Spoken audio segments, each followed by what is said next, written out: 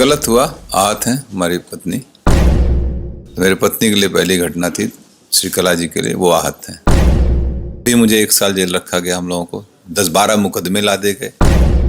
ठीक है, अपने पार्टी को डिफेंड करना बहुत से और भी तरीके, लेकिन दूसरे को डिफेम मत करिए। बगैर हम लोगों के सहमति, जिसको हम लोग चाहेंगे वही यहाँ से सांसद जाएगा, ये भी तय है। 2, 2.5, 3, 4 लाख लोग अपने हैं, जहां हम लोग चाहेंगे वहां मत करेंगे। बहुजन समाज पार्टी द्वारा जौनपुर में प्रत्याशी बदले जाने की चर्चा सियासी हलकों में बहुत तेजी से हो रही है। पहले सीट से धनंजय सिंह की पत्नी श्रीकला को टिकट दिया गया था, जो अब मौजूदा सांसद श्याम सिंह यादव को दे दिया गया है। नमस्कार, द पेन डाउन में आपका स्वागत है। मैं हूं पीयूष त्रिपाठी।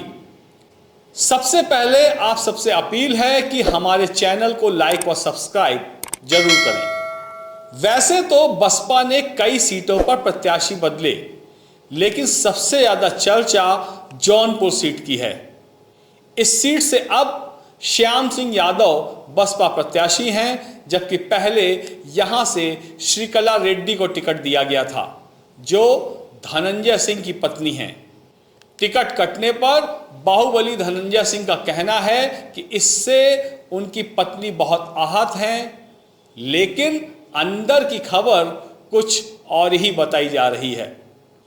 जब धनंजय सिंह अपहरण और रंगदारी के एक मामले में जेल में थे, तो बसपा ने उनकी पत्नी श्रीकला को जौनपुर से उम्मीदवार बनाया था। टिकट का ऐलान होने के बाद ही श्रीकला लगातार क्षेत्र में चुनाव के लिए सक्रिय हो गई और मेहनत करती रहीं।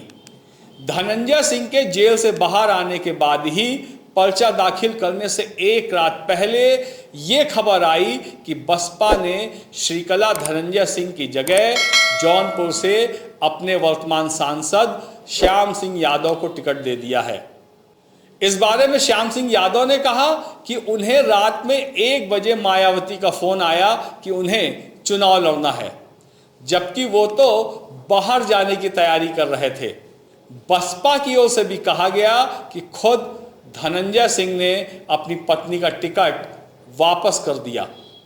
वहीं धनंजय सिंह इस आरोप को निराधार बता रहे हैं और कह रहे हैं कि टिकट कटने से उनकी पत्नी बहुत आहत हैं। गलत हुआ। आहत हैं हमारी पत्नी। मुझे कोई बहुत ऐसा नहीं कि बहुत आश्चर्यजनक घटना है। मैं पहले भी 3 बार मेरे साथ ऐसी घटना घट चुकी है। मेरी पत्नी के लिए पहली घटना थी, श्रीकला जी के लिए वो आहत हैं। सारा ठीक रहा, आप लोग पर फोड़ा जा रहा है कि आपने मना कर दिया, उनको कोई चारा नहीं मिला। वो मैं भी सुन रहा था कि दबाव में ये वो ऐसा। बहुजन समाज पार्टी मुझे बहुत कायदे से जानती है, और ख़ास तौर से बहुजन समाज पार्टी की जब सरकार रही, बहन जी जब मुख्यमंत्री रहीं 2002 में, तब भी मुझे 1 साल जेल रखा गया। हम लोगों को 10-12 मुकदमे ला दे गए। तब तो हम लोगों ने कोई कम, मेरी माता जी का निधन भी हुआ था उस समय। हम लोग तो कहीं कंप्रोमाइज़ नहीं किए ना। तो बसपा, कम से कम बसपा के लोग जो बोल रहे हैं, अभी खरवार जी हमको लगता है नए नए आए, उन्हें जानकारी नहीं है, इस तरीके की भाषा बोल रहे हैं। ठीक है, अपने पार्टी को डिफेंड करना बहुत से और भी तरीके, लेकिन दूसरे को डिफेम मत करिए। बिल्कुल भूमिका अदा करेंगे। बगैर हम लोगों के सहमति, जिसको हम लोग चाहेंगे वही यहाँ से सांसद जाएगा, ये भी तय है। ये भविष्य का सवाल है। मैंने अभी कहा कि अभी हम अपने सारे लोगों के साथ बैठेंगे, जिम्मेदार साथियों का, यही नहीं पूरे जौनपुर, पूरे दोनों हमारी लोकसभा, सभी जनपद के सभी लोगों के साथ हम लोग बैठेंगे। जनपद में कम से कम हम लोगों के 2, 2.5, 3, 4 लाख लोग अपने हैं, जहां हम लोग चाहेंगे वहां मत करेंगे।